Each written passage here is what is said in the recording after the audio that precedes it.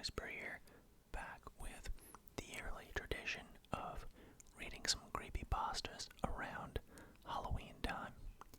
So I asked you guys for some suggestions this year, and a lot of you had some good ideas here. So this first one suggested by Big McLarge Huge, which is a cool name. He suggested a few, but this one here is I've come to terms with the fact that everything I know is a dream. That title seemed pretty cool. I haven't read this one before, so we'll both go in blind to this one and see how it is.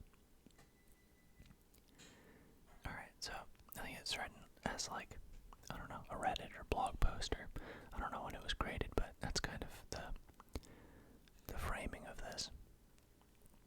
Alright, here we go. As a preface, please note that this will probably be very long. I don't care if nobody reads it. Everyone in the world could read it, and nothing would change. I just need to voice my concerns for my own sake. Perhaps by organizing everything on a page, I can make sense of things. Several years ago, I was in a brutal car accident. I was parked in front of a train track, waiting for the train to pass by. I was the last person not to make it across the tracks. For visualization, there was a solid stream of cars on either side. If I had tried to sneak across, I would have rear-ended the person in front of me before successfully clearing them. I could hear the train approaching, and the black and yellow bars lowered in front of me. I am fascinated by trains, so I was delighted to be so close, finally getting a front row seat. The train was about a quarter mile from the crossing when the driver behind me accelerated and nudged me forward a few feet. The bars bent and eventually snapped, and I was knocked joltingly onto the tracks. I panicked and threw the car into reverse, trying to back out.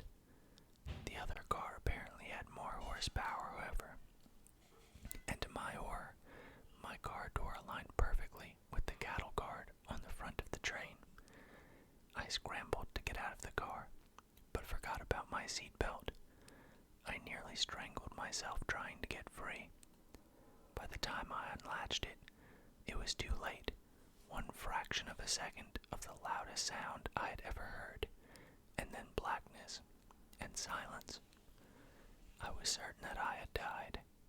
I didn't feel any pain, and certainly, if I had survived, I'd be in agony. I tried to open my eyes, but nothing would happen. I tried to make a sound, to wiggle my fingers, or do anything, but I couldn't. It wasn't that I was paralyzed. It was more like I didn't have a body to manipulate. I was just a mind submerged in a pool of nothing. The only sentiment I felt was that I had returned to that state after being gone for a long time, like forgetting how your parents' house smells until you visit home for the holidays. Gradually, I started to have feelings of sensation. Passing waves of warmth and wetness finally allowed me to determine where the edges of my body were. Almost as soon as I became aware of my physical self, it began to ache. I felt as if every inch of me had been pummeled with a baseball bat, the heavy wooden kind. Even opening my eyes was a spectacular ordeal. I was in a hospital, so I had survived after all. People moved to surround me. Faces that never fully came into focus hovered above my own, and sounds that vaguely resembled speech seemed to reach me through water.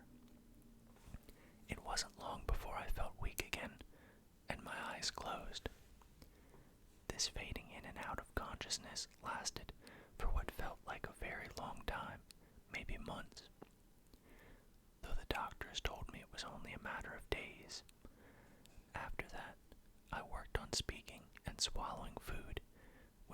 silly, but it was actually a challenge at the time. Finally, as more and more casts were removed, I was allowed to sit up and turn my head, for which I was incredibly grateful. According to my family and my then-girlfriend Sarah, all of whom were overjoyed at being able to speak with me, I was asleep for several days on end after the crash. I remember Sarah specifically saying she had missed being able to stare at those beautiful eyes. Time passed at an excruciatingly slow pace until physical therapy finally escalated to the point where I could be pushed around in a wheelchair. The doctors were surprisingly hopeful that I'd be able to walk again, but it was what they called cautious optimism. Nobody wanted to tell me I could be independent again and then have to admit that they were wrong later. Obviously, I was very hopeful myself, though even transferring from chair to bed was a painful challenge. It was around this time that I noticed I never dreamed anymore. When I slept, I only felt the same nothingness that I felt immediately after the crash. All the days blended together for a while after that. The next memory I can actually separate from the rest is the first time I tried walking on my own. There were staff members holding onto my arms and waist, just in case I fell, and with their help, I made it all the way across the room on my first try. The doctors said they had never seen such a rapid recovery. I was giddy. Obviously, I wasn't out of the woods yet, but soon I was allowed to live at home again, with frequent PT sessions, and some weeks after that, I returned to work. Life was almost normal for a while, except for a very slight limp in my left leg, the side that the train hit me on. I was feeling pretty normal. It was only after about a month of living in my own house that weird things started to happen. The first thing I noticed was that I felt an occasional stinging on my right forearm, like a thin needle was puncturing my skin. It was a tiny prick, maybe twice a day at most. I figured it was just nerve trauma or something, and blocked it from my mind. Feigning ignorance was harder to do when I started hearing things, though. While I was reading in bed one night, I thought I heard Sarah crying. I strained my ears to make sure, and I definitely heard her sobs, but very distantly, like I was submerged in a pool. I made my way downstairs quickly, concerned that she had hurt herself or something, but she was just washing dishes in the kitchen. "Are you okay?" I asked, cautiously. "Yeah, why?" she asked, nonchalantly. "No reason." I dismissed these oddities as best I could. After all, how could anyone expect to recover from being hit by a train without some lingering effects? Every so often, mostly when I was trying to fall asleep or sitting in a silent room, I would hear occasional sounds that I couldn't connect at first. Gradually, I determined that they were hospital sounds. Stretchers being rolled across tiled floors, beeping from machines, rapid chatter between nurses and doctors. Although I figured anyone who had suffered as much trauma as I had would experience some degree of whatever I was experiencing, I decided to bring it up with my doctor. He told me it was perfectly normal for someone in my circumstances, and he could prescribe me a sleep aid if I felt it was necessary. I told him it wasn't a big deal. I was just satisfied that a doctor could explain my symptoms. The odd glimpses of what seemed to be my past only increased in frequency. When I slept, I finally dreamed again, but it was always the same thing. If I saw anything at all, It was a hospital room. Sometimes there were other people in the room, and sometimes I was alone with the machines.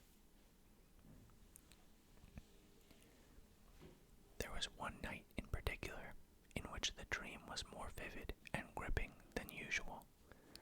My eyes opened wearily to see Sarah asleep on the chair beside my hospital bed. "Sarah," I croaked. She jerked awake. "Henry."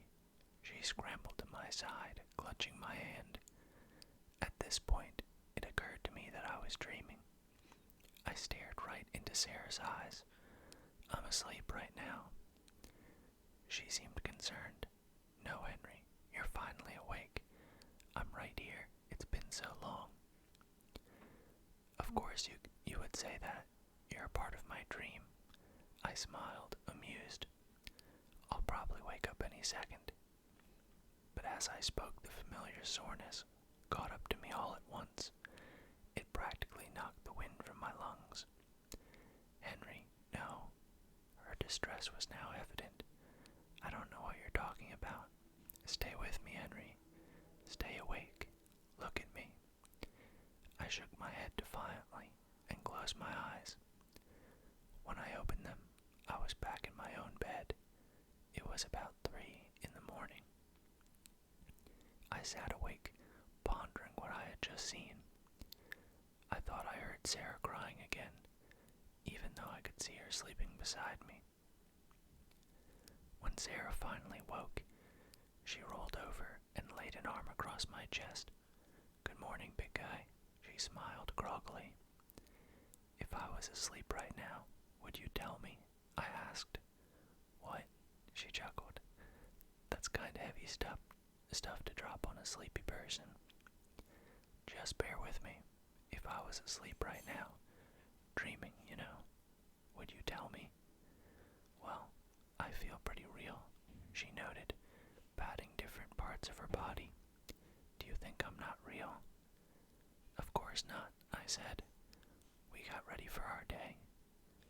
I couldn't stop thinking about my dream, though. I noticed that when I tried really hard to space out at work and listened closely enough, I could hear the hospital sounds more clearly. I was naturally concerned about this. That night, I went to bed early, and just as I thought, I was transported immediately to the hospital bed. I felt the thin sheets beneath my fingers. I opened my eyes, and Sarah was reading a book in the same chair as before. I just looked at her for a long time, trying to discern if she was real. She certainly seemed real enough. She turned pages with the same flourish that she always had, and chewed on one of the temples of her reading glasses. Eventually, she looked up at me and met my eyes. "You're awake again," she gasped. "Victoria, Paul, he's awake." My parents entered the room moments later, looking excited. I talked with them all for a long time. Of course, my parents too denied the fact that I was asleep, but that topic passed quickly.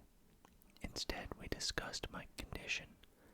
I had been in a coma for almost 3 months with little response. They had been slowly losing hope for my recovery until my brain showed signs of activity.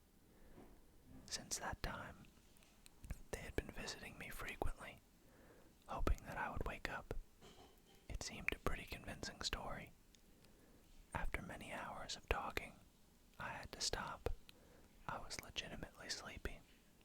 Of course, they all understood, and I fell back asleep. Only this time, I didn't wake up in my own bed. I woke up in the same hospital bed a few hours later. I had to think about it for a very long time, but eventually concluded that I must have imagined my miraculous recovery, and had been in a coma the whole time after all. As you can imagine, it was hard to accept at first. Since then, I have been making a second recovery, which has been slower and less successful than the first. That's why, for a long time, I was mostly convinced that I'm really awake this time. Nobody walks after getting blindsided by a train, at least not without lots of hard work.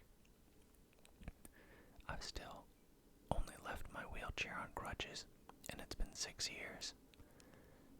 It probably sounds like a bittersweet ending, and at one point I agreed. I was prepared to live happily ever after in my wheelchair, and maybe even graduate to crutches someday, except for one thing. When I'm getting ready for bed, after I turn off my lamp and my head hits the pillow, I can still hear them, the faint sounds of a busy hospital. I know that many of you will say, but I'm real. This is real life. Of course you're awake. But that's what you're supposed to say. Nobody's going to tell me, I'm fake, you're dreaming, wake up. I'm still asleep, and I've learned to deal with it. I know that nobody I meet during the day is real, but I'm tired, so I just pretend, and that will have to do. Well, that was pretty interesting. What do you guys think?